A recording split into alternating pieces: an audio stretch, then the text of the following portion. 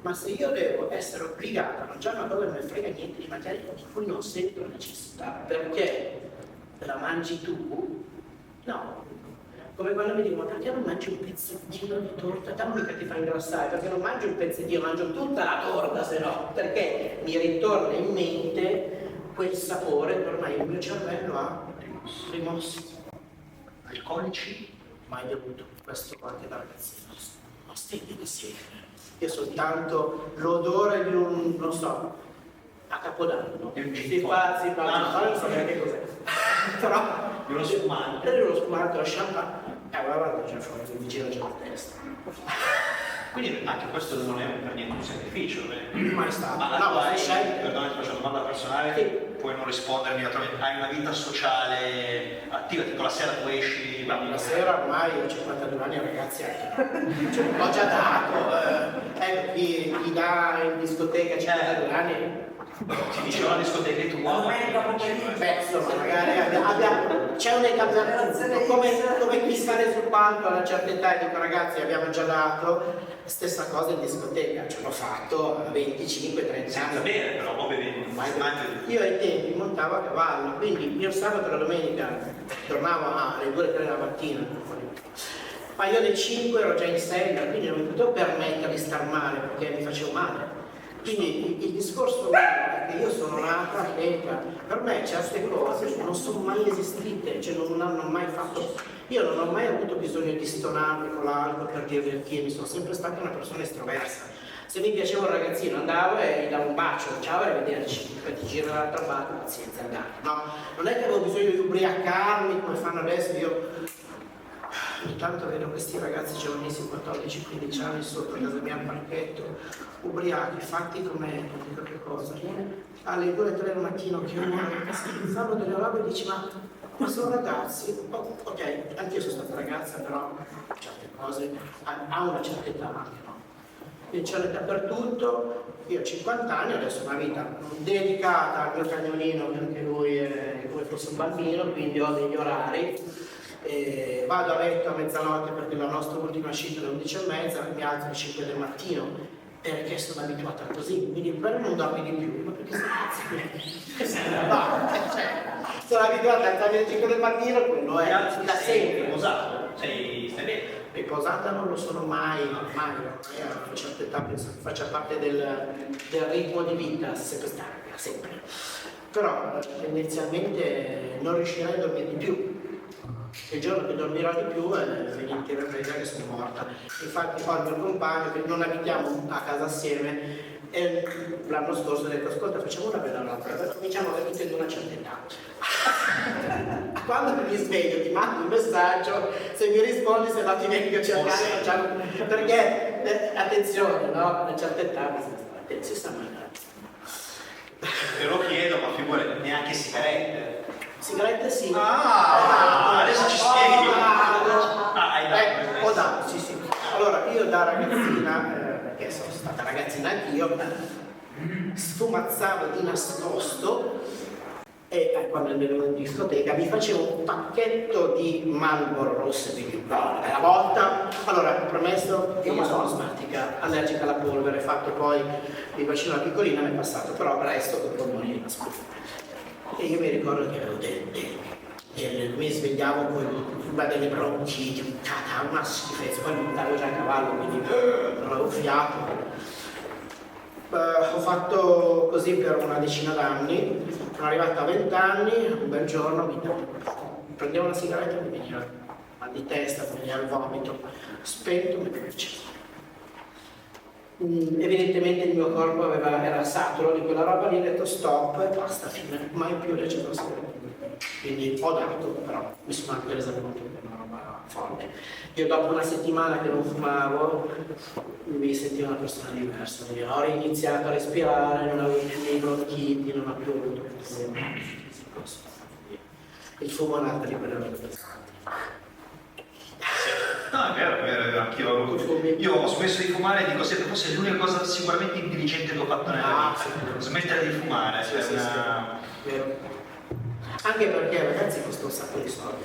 Costa soldi, sì, è una forma di. Poi lo vivevo come una forma di schiavitù, cioè io certo.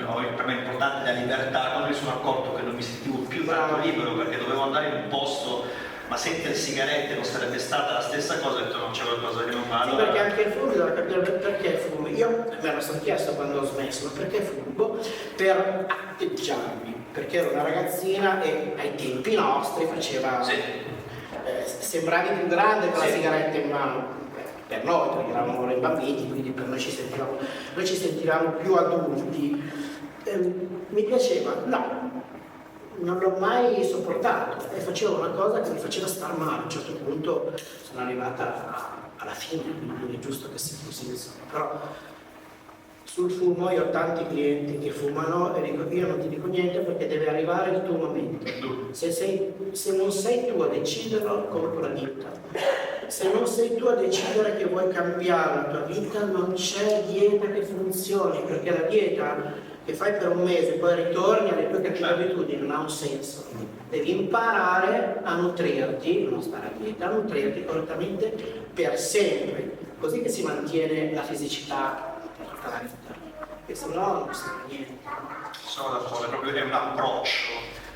Tant'è che si dice adesso che anche il termine dieta, salvo uno non stia attraversando una fase particolare della vita, è sbagliato, è solo che è il regime alimentare che deve essere un certo. La corretta nutrizione. A me piacerebbe tanto, purtroppo ancora non è possibile, ma che nelle scuole iniziassero a parlare di cibo, di alimentazione, perché questi ragazzi a volte non hanno neanche idea di che cosa stanno buttando dentro.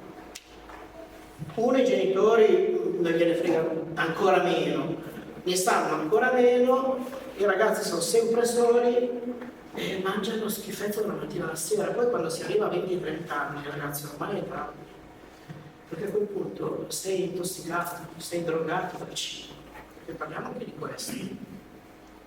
Cioè, noi dobbiamo ammalarci, dobbiamo ingrassare, dobbiamo stare male, dobbiamo mangiare cibo che non è più cibo.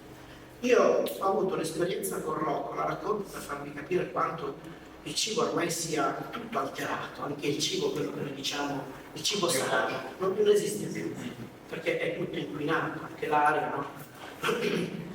L'anno scorso, allora, Rocco mangia casalingo, quindi io gli faccio da mangiare, so cosa deve mangiare, ma gli preparo io la carne, il pesce, le verdure, eccetera, eccetera. Salutiamo intanto, Ciao. grazie mille, ciao ciao ciao, alla prossima.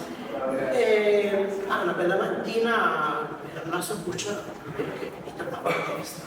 Pensavo stesse dormendo, sognando. Lo chiamo, con due occhi spalancati così, muove la testa in questo modo. Oddio, cosa sta succedendo? Ho aspettato un attimo che ho fatto un video, ho detto subito qui veterinario, cosa sta succedendo? Ma per farla breve, era una sindrome chiamata la sindrome della testa tremula. Sono addirittura andata a portarlo dal neurologo per evitare che ci fossero problematiche più serie, quindi a livello neurologico, magari un tumore, eccetera. E il neurologo mi dice: guarda, è una cosa che non si sa perché viene e non c'è una cura. Il cane deve abituarsi a questa situazione, imparerà a conviverci. Ma no, io non il cane di 2 anni e mezzo, questa roba qui facciamo perché non dormiva più. Come si rilassava gli partiva la testa. Un mio amico mi chiama, mi dice: guarda, lo stesso problema con il tuo cane, è una carenza o vitaminica o di elettroliti. Dagli questo multivitaminico e dai che passa subito. Tempo zero, il cane non ha più avuto niente. Quindi il problema qual è stato? Che evidentemente lui non assorbe qualche nutriente che c'è nel cibo, ma che non è più cibo. Stessa cosa vale per noi. Io ai miei clienti insegno a nutrirsi bene, ma anche a integrare quello che purtroppo dall'alimentazione noi non riusciamo ad assorbire. La stessa cosa vale per loro. E questo solo per dire che probabilmente ormai tutto quello che mangiamo è talmente alterato che noi crediamo di nutrirci bene, ma fondamentalmente ormai non è vero, non è più possibile, a meno che non si spendano delle cifre folli, vai nei supermercati, quello che è tutto biologico, ma vero, ma vai dal contadino che ha le galline, e chi lo può fare? Difficile, no? Quindi ci dici che ci stai dicendo che l'integrazione in qualche modo è quasi fondamentale. fondamentale. Sì. Senza quella ripeto, chi si può permettere un'alimentazione così precisa e perfetta? Io lo dico. Poi tendenzialmente la gente non ha voglia e non ha tempo.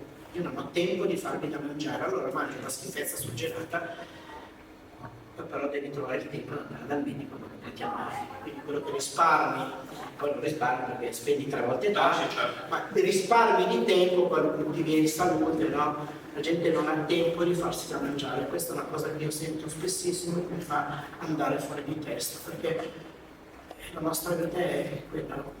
Nasciamo per nutrirci e sopravvivere, quindi se non abbiamo tempo di fare quello che per noi è essenziale, quindi perlomeno dovrebbe esserlo, è un problema, no? Sì, sì. Arriverà il tuo libro, io sono curioso. Arriverà. Eccolo, è arrivato. Davvero? È arrivato. Sì, poteri quasi paranormali. Però anticipacelo, il capitolo che assolutamente non possiamo perderci nel tuo libro. Allora, io adesso per capitolo non me lo ricordo, direi una bugia. Però c'è un capitolo che io ho dedicato ai miei followers, cioè, però, a un certo punto, quando... Grazie mille, grazie. Eccolo qua. No? Bene. È un libro pieno anche di fotografie. Che anno era questo? Allora, lì era il 2020, l'ultima gara che ho fatto da professionista. La gara si chiama Rising Phoenix ed è stata... More, cosa c'è? Sì, More. È la gara che ha sostituito per 6 anni il Miss Olympia, perché io ho avuto la fortuna che negli anni in cui ero professionista, allora il Mister Olympia, oltre ad avere la categoria Open dove ci sono i grossissimi, ha anche la categoria femminile di donne bodybuilders. C'è stato un periodo in cui erano reputate troppo grosse, quindi fuori misura, insomma non era una bella pubblicità. E quindi è stata tolta la mia categoria proprio quando io ero diventato professionista dall'Olimpia. E quindi il signor Jake Wood, che è l'attuale patron dell'Olimpia, era un amante delle bodybuilder, quindi creò questa federazione che si chiama tuttora Wings of Strength e che permetteva alle bodybuilder di fare questo circuito di gare che sostituivano il Miss Olympia. Quindi io l'ho fatto per 2 volte qualificandomi, è stato come fare l'Olimpia, insomma. Però quando dici Rising sempre scusa. Ma in Italia c'è diciamo una federazione Gli FBB, io ho gareggiato per la FBB Pro League, che è la federazione dove c'è il Mister Olympia. Poi ci sono tante federazioni oggi che ci sono categorie fatte su misura ad hoc per chiunque, per taglia di misura di scarpe, certo, di capelli, certo. È un po' così, però fondamentalmente io ho dato. Però ti dicevo prima, c'è un capitolo sugli haters. No, non tanto sugli haters. Io ho fatto una domanda ai miei follower quando stavo scrivendo il libro, cioè se qualcuno avesse avuto piacere di farmi delle domande che magari pubblicamente non aveva di farmi, non si sentiva, e le avrei allora scritte, avrei risposto nel libro citando queste persone. È diventata una cosa carina, sono state domande interessanti, quindi non spoiler perché bisogna leggerlo, però anche quello è un capitolo un po' diverso, no? Però ci sono tante fotografie, c'è proprio la mia storia quando sono nata, vedi, qui montavo a cavallo, avevo 4 anni, e qui montavo ancora a cavallo. La prefazione chi te l'ha scritta? La prefazione Marco? allora Marco Teatini è stato, bisogna leggere anche la prefazione perché racconta la mia storia, è stato uno dei giudici di gara più stronzi, scusate, della mia carriera agonistica, ma è stato anche quello che mi ha fatto diventare l'atleta che sono diventato, perché lui aveva visto in me il potenziale. Io sono sempre stata un soldato, no? Quindi dovevo arrivare là, io dovevo fare il mio sogno, dovevo diventare professionista, però come dicevo prima, purtroppo a volte si ha la presunzione di essere quello che ancora non si è, no? E quindi Si io a confonde volte, il cereale col cereale. sì, io a volte gareggiavo pensando di essere the best e non era la migliore. E poi prendevo la sconfitta in modo veramente negativo perché mi incazzavo come una bestia. E tendenzialmente ogni volta che questo Marco, giudice, era in giuria, mi dava di quelle bastonate, cioè non arrivavo mai nella prima, perché poi lui mi spiegava che effettivamente aveva ragione, perché io poi posavo male, io ho fatto un periodo di tempo che non riuscivo a posare nel modo giusto, insomma non mi riuscivo ad esprimere nel modo in cui avrei dovuto.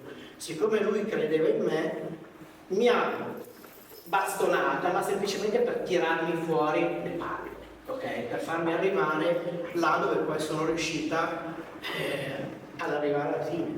Questo anche è un tema importante, nel senso che quante volte abbiamo sentito e sentiamo, peccato non abbia la dottoressa, ma cioè, noi sappiamo che in linea teorica traumatizzare chi in una fase di, chi in un processo, no, di apprendimento, che possa essere lo scuola o nello sport, non è un metodo efficace. No. Però poi nelle storie di alcune persone si scopre che in realtà quei traumi hanno portato poi al successo, no? Il famoso Open di Agassi, il rapporto col padre, no? Tutti, e quindi diciamo poi ecco perché facciamo fatica e quindi anche lì questo famoso equilibrio tra bisogna capire però che, e io lo dico spesso, che la mente dell'atleta non è quella di una persona normale. Quindi l'atleta va bastonato sulla schiena, sulla terra, cioè lo devi ammazzare perché sennò si sente già arrivato e questo sentirsi arrivato è pericolosissimo perché dopo, quando tu ti senti già sul piedistallo, è un attimo andare giù. Quello che ti dicevo prima, se tu non hai quello che succede oggi, ragazzi, che per me è assurdo. Allora, io ci ho impiegato 20 anni per diventare professionista, 20 anni di gara, cioè mi sono fatto il culo così, ok? Vittorie, sconfitte, di tutta una serie di situazioni che mi hanno fatto avere una carriera che oggi posso raccontare anche in libro. Oggi questi ragazzi fanno una gara, tesserino professionista. No. Quale sport ti consente di fare una gara, quindi di non essere nessuno e di diventare un professionista, cioè di guadagnare soldi perché tu sei l'atleta che rispecchia quello sport e non sei nessuno, non sai fare un cazzo, niente, non sai posare, non hai una storia, cosa hai fatto? Niente. Ho fatto una gara per bocca di culo perché eravamo in 3 sul palco e poi oggi funziona così, ci sono talmente tante categorie che se in 2, in 3, io quando gareggiavo avevo messo le foto, eravamo in 20, 30 atleti, no 2, 3. Oggi sono tutti campioni perché grazie, sono tutti sul podio, ma siete in 3, quanti eravate? 2, cazzo, sono arrivato secondo. Sei bravo, complimenti, no? Quindi tanto poi sui social scrivi sono arrivato secondo, quanti sanno che sono professionista di cosa? Di che? Di niente, del nulla cosmico. E questo purtroppo è tremendo perché oggi i ragazzi hanno già fretta di fare tutto. Se gli diamo anche poi l'assist, cioè se ti do anche la pacca sulla spalla e il tesserino, perché ovviamente poi è business. Ci perdiamo la gente, ci perdiamo gli atleti, non ci sono più atleti perché? Per questo motivo. Io oggi ho clienti che vorrebbero arrivare dove siamo arrivati noi in 30 anni. Ma tu sei così, ma io mi sono fatto il culo tutta la vita. Io l'ultima gara e ancora me lo faccio. Io l'ultima gara che ho fatto nel 2020 ho forse raggiunto il mio massimo a livello fisico. Ma se avessi pensato di farlo in un anno, ma chi era? Nessuno, non puoi. Nel bodybuilding ci vuole il tempo. Questo è uno sport purtroppo ancora più difficile perché ci vuole una maturità muscolare, ci vuole tempo per avere le separazioni muscolari, per non avere più il grasso all'interno delle fibre, per avere esperienza sul palco, per posare, è tutto un insieme di cose che non ci consente di arrivare in un mese, in 2 mesi, in un anno, ci vogliono gli anni. Posso fare la domanda più banale del mondo? Ma si può fare il tuo sport senza doparsi? No. Non si può. No. Non si può, tutte le federazioni natural raccontano palle, perché purtroppo, soprattutto in Italia, non ci si arriva a certi livelli. e chi te lo racconta la bugia. Io ho visto atleti natural più dopati di quelli doppati.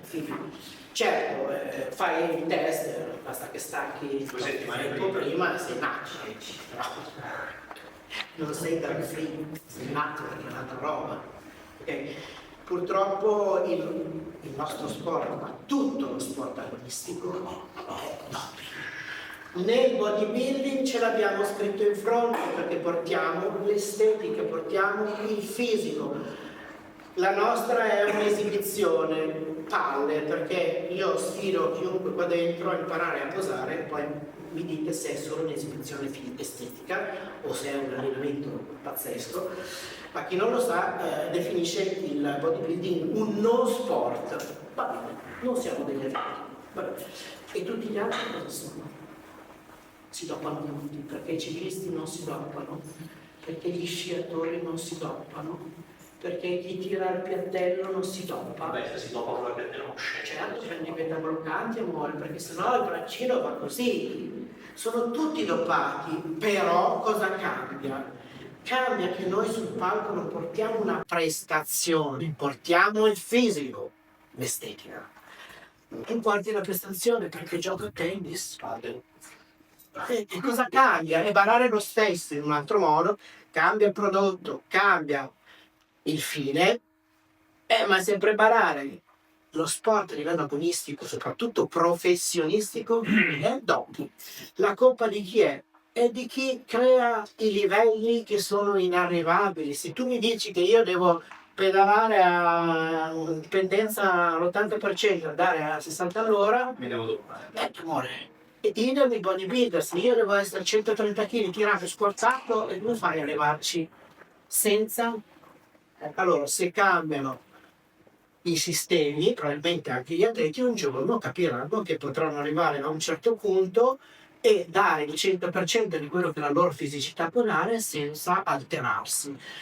Ma se il sistema vuole che ci sia un business e quindi la gente deve guardare la follia, deve guardare l'atleta che arriva all'estremo, deve guardare il tennista che sta 8 ore in un campo, cioè è tutto all'estremo, quindi perché è più bello da guardare. Non hai paura? Non hai mai avuto paura di assumere certe sostanze? No, perché per fortuna, allora, allora, diciamo subito che io non sponsorizzo il doping, perché tanti mi dicono tu fai diventare così la gente. Mai detto, anzi, chi mi segue sa che faccio una campagna contro, soprattutto per le donne, perché da donna so cosa cambia, so i rischi, ho fatto un'esperienza, quindi dico tutto quello che può succedere. Io non voglio atlete donne perché non voglio la responsabilità poi di qualcuno che mi va sottoterra, è una colpa mia. Mi sono passando, hai fatto? Se ne paura, Però paura non l'ho mai avuta perché ho sempre usato la testa. E quando la mia testa non funzionava più, perché c'è stato un momento che io, atleta, ero una che voleva arrivare a tutti i costi, avevo fame, tanto. Però avevo quel signore là davanti, che è stato il mio preparatore all'inizio, e cercava di tenermi un po' le briglie, no? Tirare le briglie, ma per fortuna che ce l'ho avuto. Lui ha 62 anni, è ancora vivo, non è mai successo niente, io ho 52 anni, sono Beh, ne ha 60, no? Anche ne ha 95. ma No, è un protagonista, è stato comunque bodybuilder professionista, no? Quindi potrebbe aver tanti Potrebbe, sì. sport. Quindi abbiamo usato la testa, siamo culturali, non lo so. Però io sono arrivato a oggi, I esami. tanti ragazzi, e questo è il problema oggi, siccome in Italia il doping è giustamente Demonizzato. demonizzato e illegale, cosa che negli Stati Uniti non è. Quindi se tu vai su YouTube ci sono degli youtubers bodybuilders che non sono, ma sono ragazzini di 22 anni che si pompano come dei cavalli in modo, e dici ragazzi questi a 25 non ci arrivano, insegnano cosa fare e allora i ragazzi guardano e fanno, e questa è una cosa pericolosissima perché quel ci si muore. o si arriva ad avere delle problematiche, perché quando sei morto, innanzitutto sei morto, ma quando poi stai male tutta la vita, È brutto. ti ringraziamo. E questo è sempre il famoso problema della fretta e del non usare il cervello. Io da 30 ho fatto una mia scelta consapevole, non ho figli, quindi mi sono detta se muoio faccio la mia, mi sono divertito, ho fatto quello che volevo, non ho fatto del male a nessuno e non ho mai sponsorizzato, anzi con l'esperienza che ho cerco di dare a tutti più informazioni possibili per evitare di farlo. Cioè se avessi avuto una figlia o un figlio, no, Certo. la sta, Certo. ok? Vabbè, cosa succede? Quindi cosa? In che senso? Al corpo? Alle donne? Ma a me dicono tutti che sono un uomo e quindi qualcosa succede. Allora, intanto io non sono un uomo, lo dico perché Per essere chiara. a volte c'è il dubbio, no? Al di là che io, te l'ho detto settimana scorsa in un'intervista, mi hanno detto ma tu non ti senti un uomo? Io ho guardato che ragazzi che mi intervistava, che erano ragazzi simpaticissimi, molto malangolo, ho detto perché tu hai i muscoli? No, e quindi sì, no. Allora, il fatto di avere i muscoli non presuppone il fatto di essere uomini, perché gli uomini normali i muscoli non ce l'hanno. Chi ha i muscoli ed è un uomo è perché si fa un culo così e fa la cinta. Vale la stessa cosa per le donne, perché abbiamo tutti gli stessi muscoli. Poi noi donne facciamo più fatica perché abbiamo i livelli di testosterone, ok? E quindi come al solito dobbiamo farci ancora di più il mazzo, ma fondamentalmente abbiamo tutti gli stessi muscoli che si allenati, meno male che crescono. Ok. E quindi per una domanda Quello che cambia ovviamente è la virilizzazione, cioè prima cosa le corde vocali. Io quando ho delle ragazze che mi magari chiamano, mi telefonano, mi dicono che sono natural, amore, con quella voce lì tutto tranne che natural, perché già dalla voce le corde vocali si spessiscono, perché col testosterone succede anche questa cosa qui. Quindi come riconoscere una donna che non è natural, al di là della fisicità, basta sentirla parlare e capisci. Quindi la mia voce Rocco è nato. Anche Rocco è Rocco è super natural. Sì, che vocina c'è? È la vocina. Poi qui oltre alla voce. La voce numero uno. I peli in faccia, la barba, i baffi. Ed è una cosa che succede, non è divertente farsi la barba tutti i giorni, però quello è la perdita di capelli. Questa è una cosa che non a tutti succede, anche lì è un fattore genetico, c'è più per come nei uomini, più per una sposizione meno.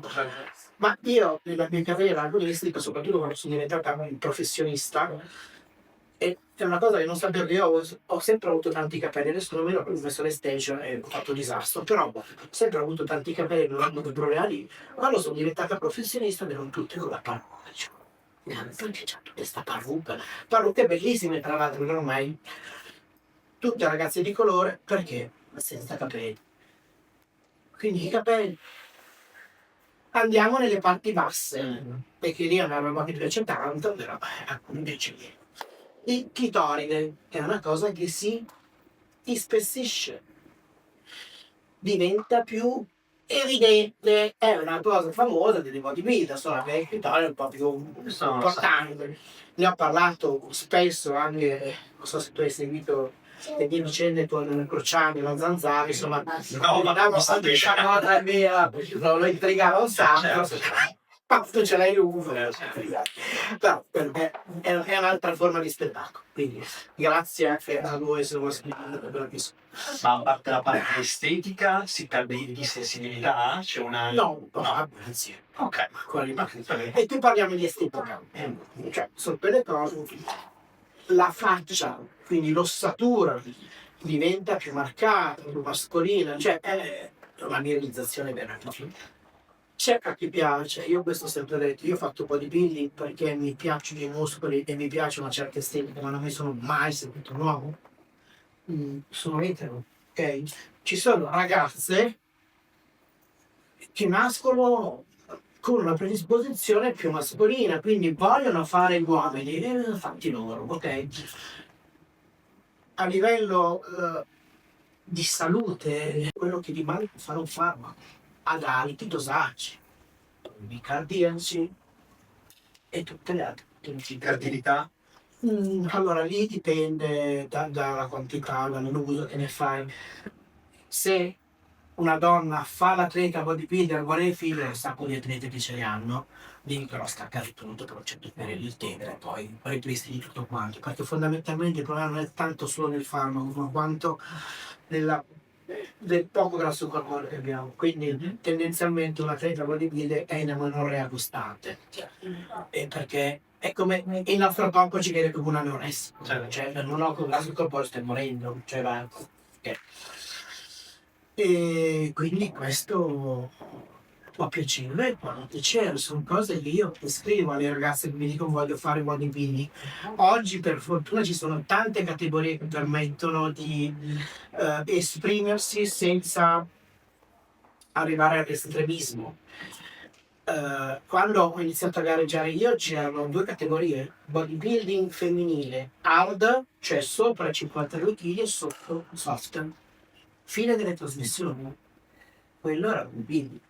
Oggi ci sono le bikini, ci sono le wellness, ci sono le scene, ci sono le physique, ci sono per ci sono ce ne sono 50.000, quindi è anche vero che anche le bikini si preparano a volte come le bodybuilder, lì è follia, però ci sono delle categorie che nascono per dare la possibilità alle ragazze semplicemente di provare in palco perché stanno a dieta e si allenano.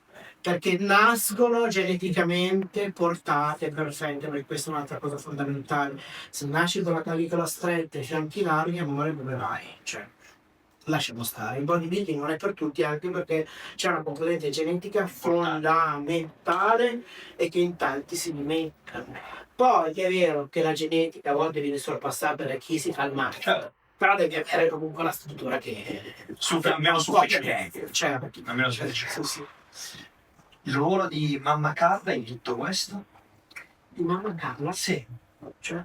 Non lo so, tu le di chi? Della mia madre. Sì.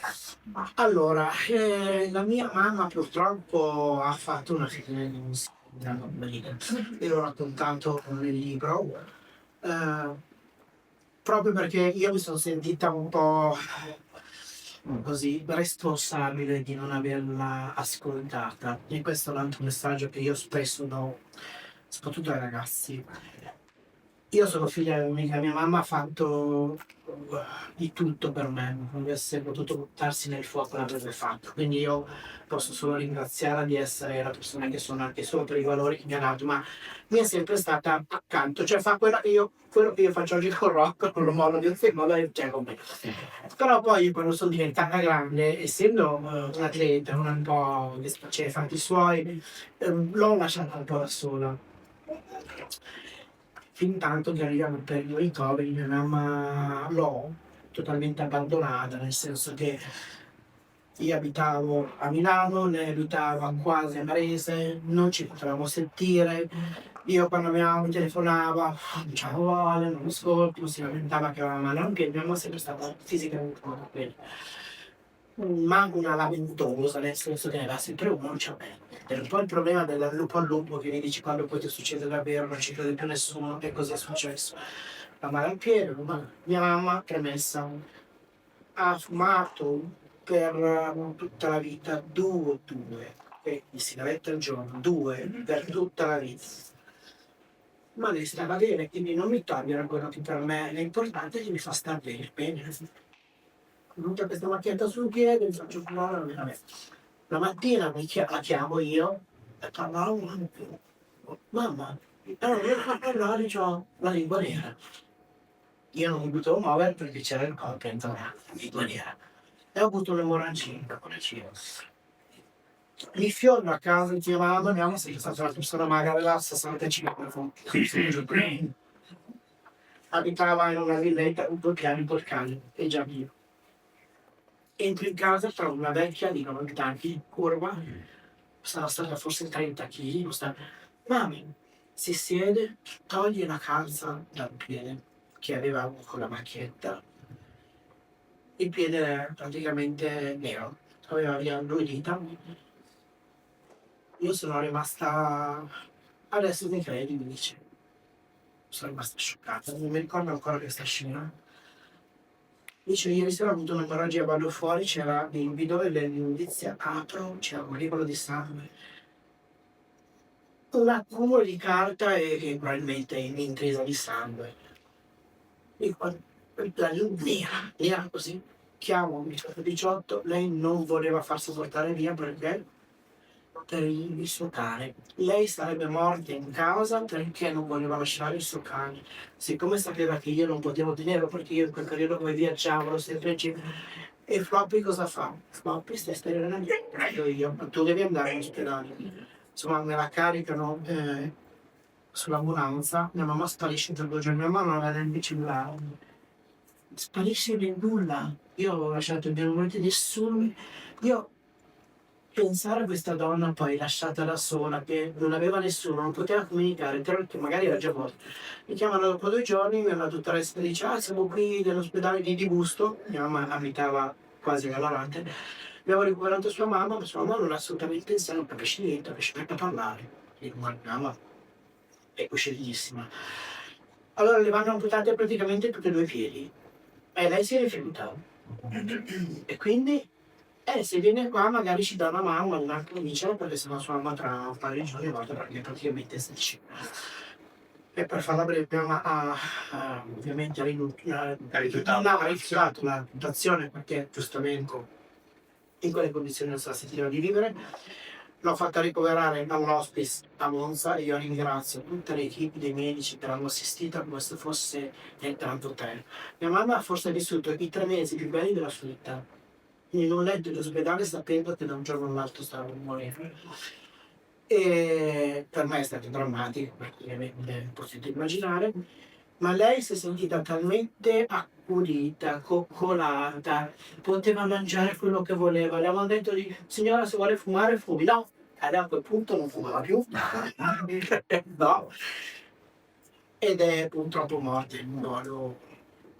Io ricordo l'ultima settimana quando l'hanno accompagnata alla morte perché lei ha chiesto che non ce la faceva più, sono con morfina, magari voi potete immaginare, perché poi l'infezione era passata anche all'altro piede.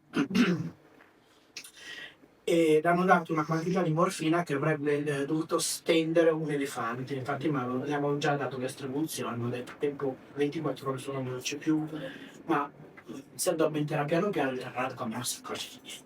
Abbiamo fatto 15 giorni senza il nutrimento in una condizione che io dico quando ci penso mi viene da morire adesso. E le chiedo scusa semplicemente per non averla ascoltata. A volte ci perdiamo le persone perché non abbiamo voglia, perché non abbiamo tempo, perché quando chiedono aiuto, ma sì, chi se ne frega. Io ho dato un poco peso al problema che aveva lei, perché essendo sempre stata una persona che si lamentava, non ci credevo. Pensavo che avessi bisogno di attenzione, come ho sempre avuto, no? Ho sempre voluto fare, però quella volta avevo veramente bisogno di me. E io non ci sono stata, io in quei 2 mesi che avevo nel letto, insomma, è stato tragico, quindi mi sono sentita il dovere di dedicarmi al libro, perché lei ha fatto tutto per me, lei ha avuto solo me e mio papà, che l'ha fatto solo un sacco di cose nella sua vita, ma lei, fino al giorno in cui è morta, lei vedeva solo bene, non sa. E quindi, no, poverina. Una volta succedeva, purtroppo. Una volta succedeva, lei si è rovinata la vita per questa cosa, però unico nella sua vita e lei è stessa. Ognuno sceglie la propria vita come gli pare, no? Tutti cerchiamo di dire sei una bella donna, io ti trovate una Questo libro è per chi ha dubitato di sé, per chi sente il peso del giudizio e per chi cerca la forza di inseguire i propri sogni. Il vero successo è avere il coraggio di essere se stessi senza. Così finisce, diciamo. Sì, il coraggio ragazzi, io lo dico sempre perché io sui social sono ormai molto più amata perché forse adesso la gente ha imparato un po' anche a conoscermi, no?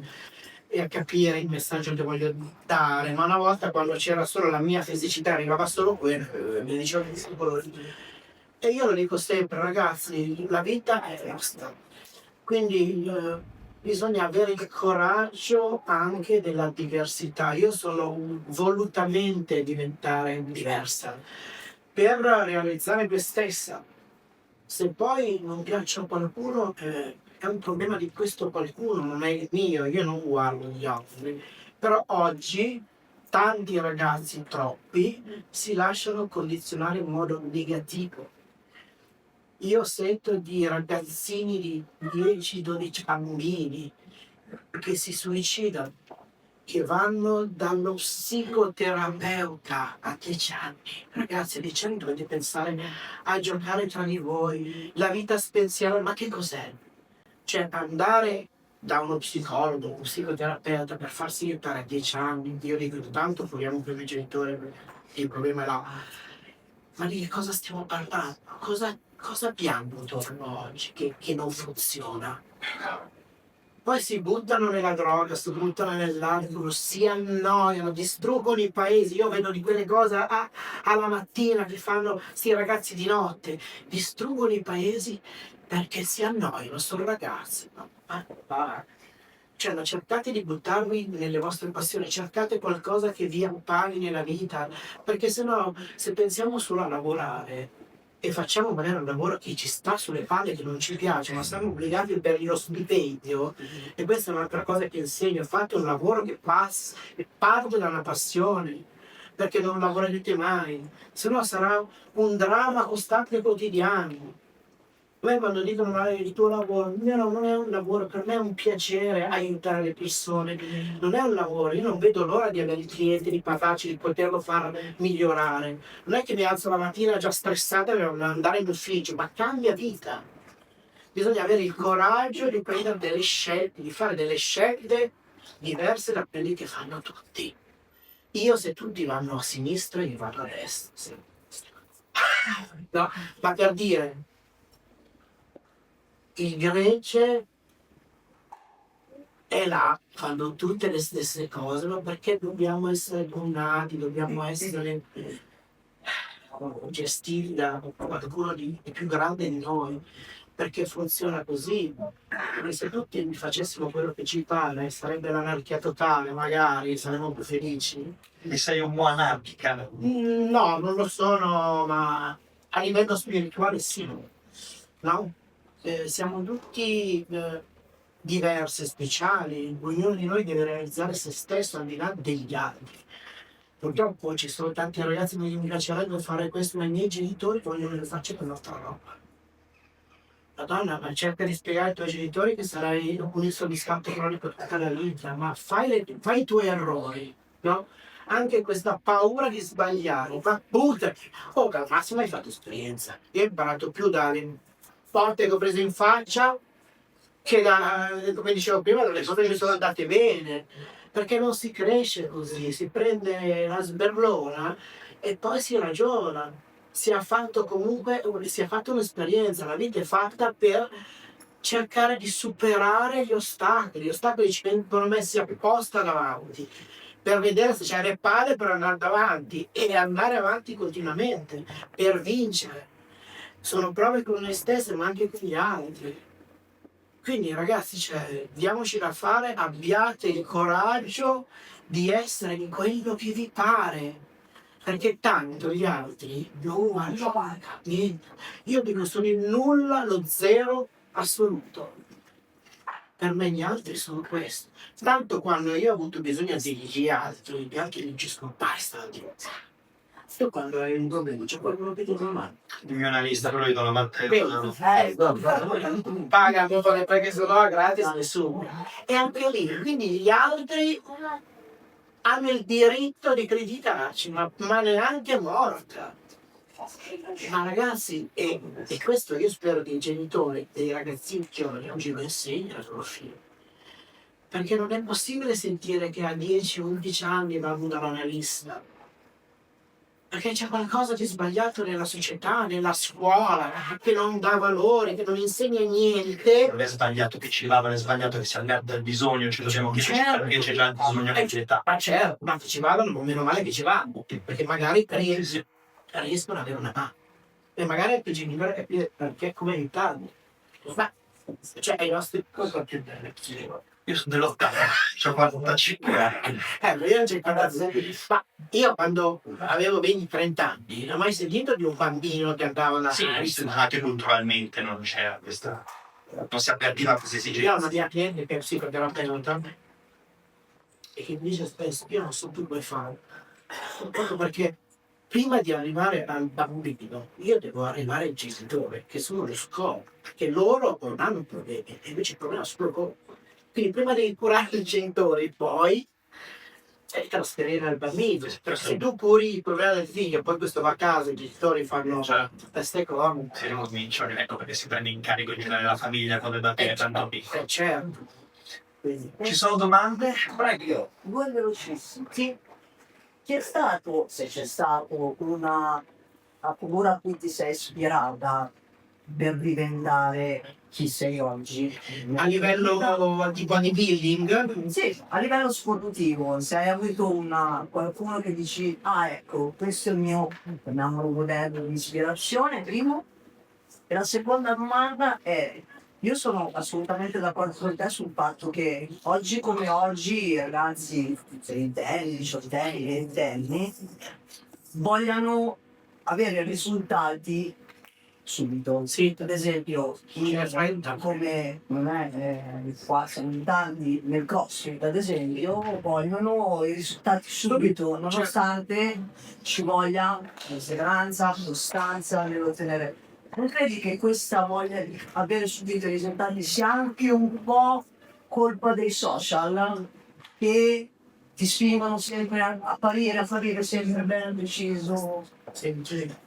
Allora, rispondo alla prima domanda. Come modello, allora io arrivo da uno sport che è l'equitazione che mi ha dato insomma tanti anni di felicità. Poi a livello economico è diventato troppo impegnativo.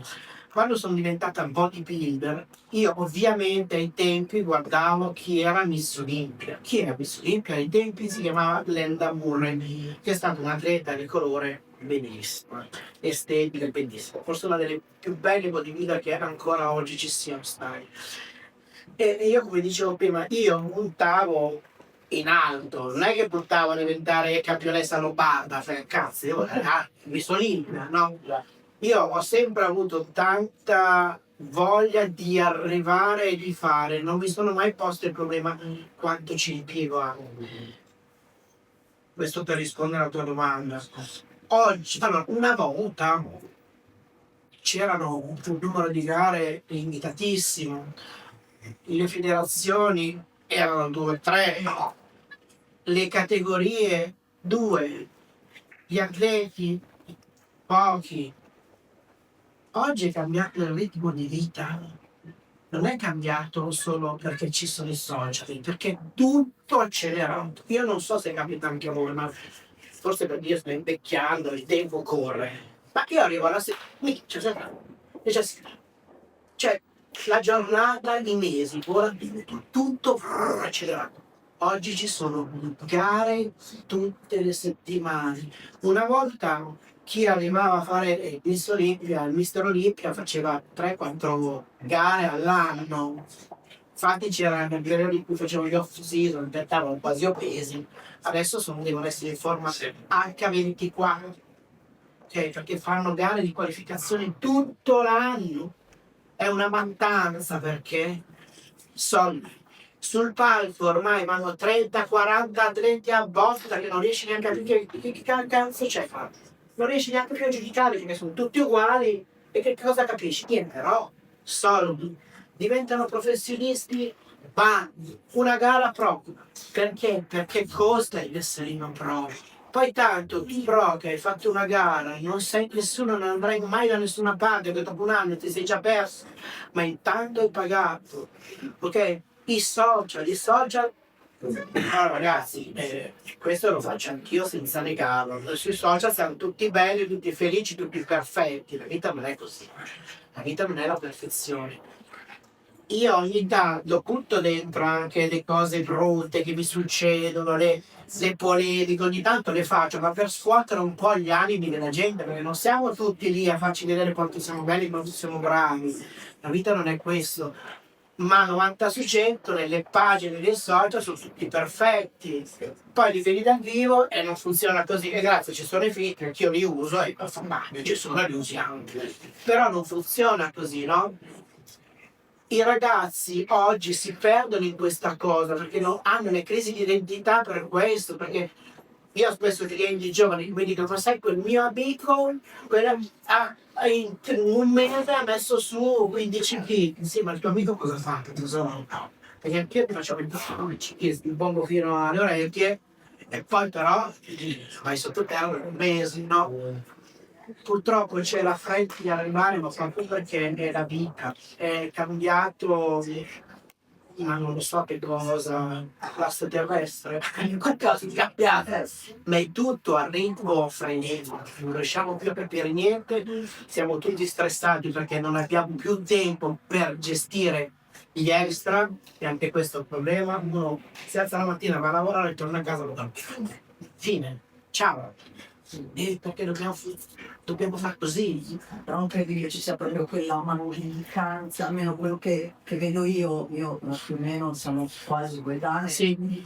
Quello che noto adesso come adesso, sì, quando avevo 20 anni io e chi ne ha 20 anni adesso, Sì. però che non c'è quella voglia di sacrificio, Certo. che ho dovuto fare Assolutamente. tanti altri Non hanno voglia, Certo. non hanno voglia, perché dopo un mese, io sai quanti ne perdo di ragazzi, perché dopo un mese non hanno risultati perché non ne puoi avere, perché ci vogliono anni, e perché loro non hanno tempo, allora magari.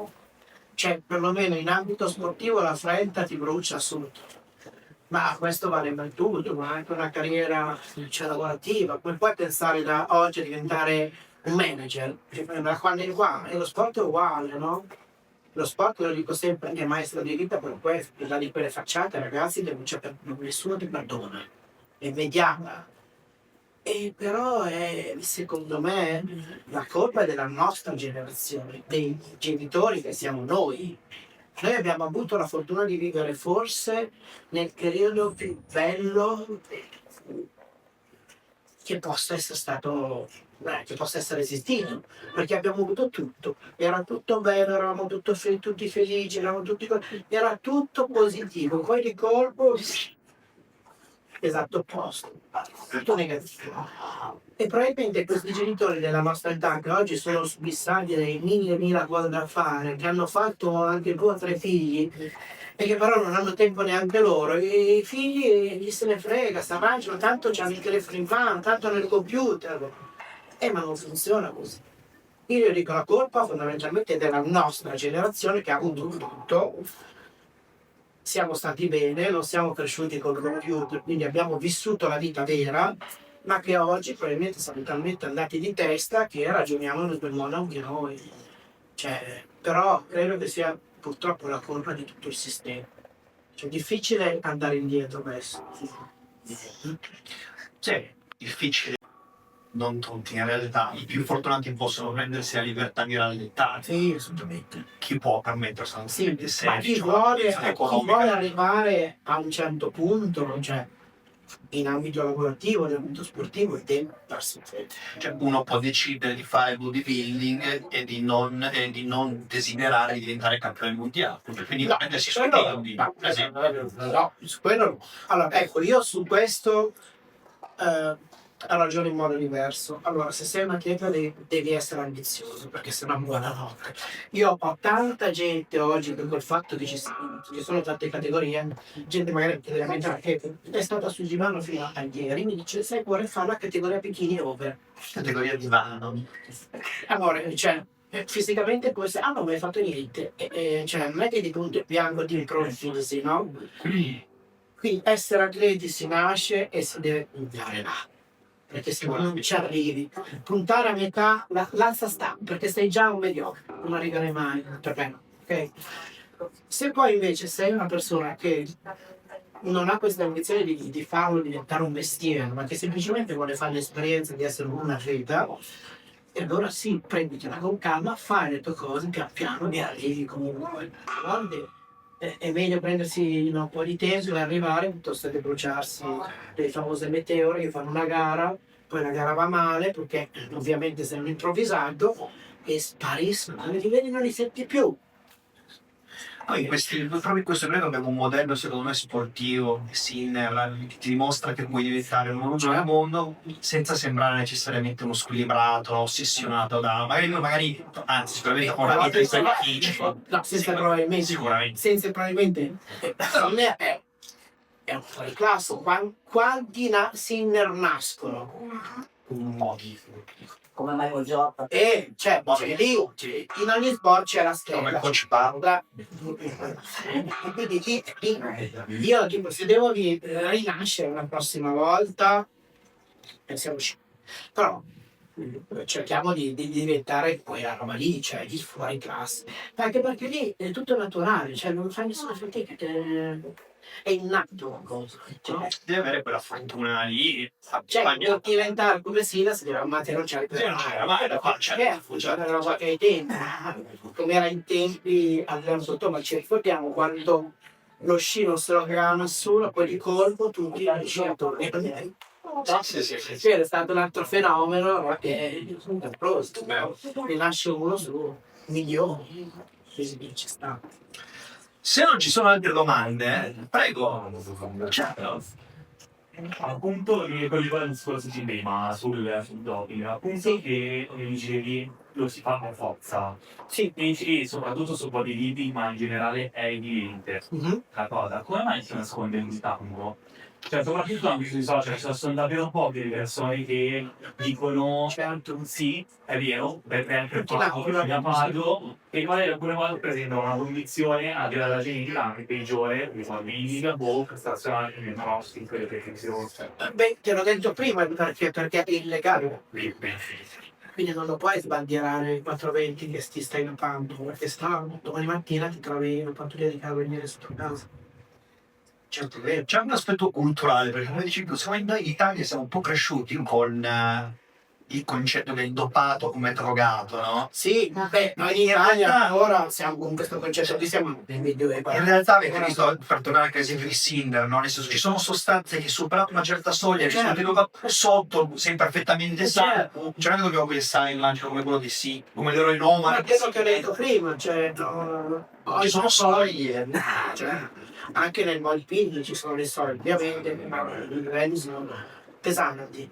Ma il concetto è, allora, quando non sei più un atleta agonista, io per esempio oggi parlo liberamente perché non faccio niente, quindi porto la mia esperienza. Quando si gareggia e si raccontano determinate cose, diventa una roba totale. In più c'è il fattore critica, che siccome sono tutti natural, perché sono tutti fenomeni, che basta stare dietro, allenarsi, diventano un Mister Olimpia, funziona così, i ragazzini, ne parlavamo anche di questa cosa settimana scorsa a questo podcast, questi ragazzini influencer che hanno 20-25 anni sono tutti dopati, ma sono tutti natural. Cioè, perché non lo dicono secondo te? E no, ma proprio questa è la cosa. Cioè, nel senso, alcuni seguo su YouTube, alcuni canali, ci sono dei ragazzi che non gareggiano, Sì. però oggettivamente parlando, facendo sport da 14 anni, non arriva a vivendo, cioè si vede, è palese che una persona non possa... Ma perché fai tutta figura a dire che sei dopato, perché dopo non ti crede più nessuno. Il fatto invece di dire che sei un fenomeno genetico, cazzo, un fenomeno genetico.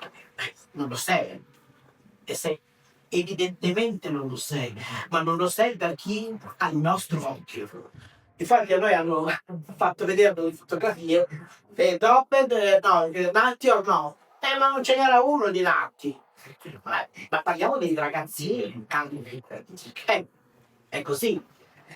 Perché? Perché purtroppo questi social hanno sdoganato il topic, ma soprattutto negli Stati Uniti, e allora tutti a doparsi come dei deficienti senza però cognizione di causa. Cioè accusano dei prodotti che sono forse i più tossici al mondo, ragazzi di 20 anni, che sicuramente ai 30 non c'è più. Con tutto rispetto per il tuo compagno che è presente di Francesco, è vero questo luogo comune che ci fa bodybuilding, diciamo, poi ne risente anche in prestazioni, diciamo, sessuali. E lì dipende da che uso hai fatto. Se sei bravo puoi anche non risentirne, se sei bravo ad assumere le partite giuste. Sì, sì, diciamo che uno degli effetti Collaterali può essere quello. può essere quella cosa lì. E sì, purtroppo, in tanti hanno un problema. In tanti non vedi. Però ecco, il bodybuilder che... Cioè, allora, il discorso era grosso e però lì dipende dalla tua genetica. Cioè, se sei nato che ce l'hai piccolo, cioè anche se sei nato, non cambia niente. Le dimensioni Sono e i muscoli non è che fanno cambiare la dimensione di quello. Certo, però invece E lo il fatto gesto- può impattare immagino sulla testosterone, eccetera, eccetera. Certo che poi purtroppo assumendo il testosterone a livello non naturale, il tuo testosterone Si abitua a produrre. diciamo, non produce più e quindi anche lì ci sono delle scelte Sono scemo. metti Certo, questa certo, cosa certo. poi hai risultato in questo Ovviamente. Bene, signori, ringraziamo Barbara, direi un applauso.